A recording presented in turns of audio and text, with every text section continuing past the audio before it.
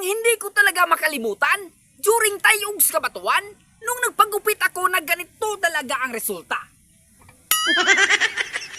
Tanga ka rin eh. So guys, Jumasi TV's here na naman! Siyempre naman guys, ang isa sa mga gusto nating gagawin nung pumunta tayo sa Tayugs Kabatuan, ang mapasyal ang kanilang lungsod.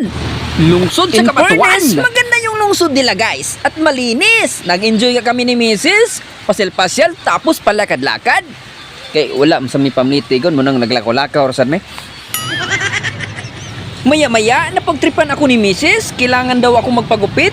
Parang puging-pugi daw ako during sa event. Ako naman ay kinilig at naniwala. Kaso, di ko gusto ang resulta. Parang akong kinalbo. Grrrr. Shout out sa barbero. At nang pumasok ako sa venue, akalain mo naman na parang paalis at pauwi na yung mga tao. At ngayon ko lang din napansin, parang ginaya ni barbero yung gupit niya. Buti na lang maraming nagpa-picture sa akin.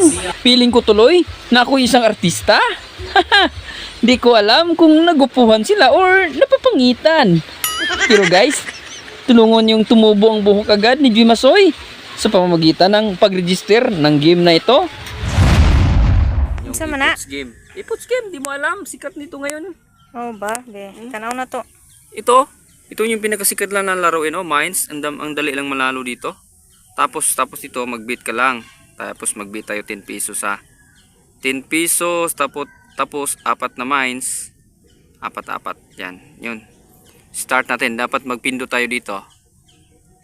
Dapat hindi mapindot natin yung bumba, guys. Oh, bang. Bang. Bang. Bang. Oh, di ba? Yung 10 pesos na to, naging 20.5 na. Siyempre, ato din ang withdraw. Withdraw na yun yan.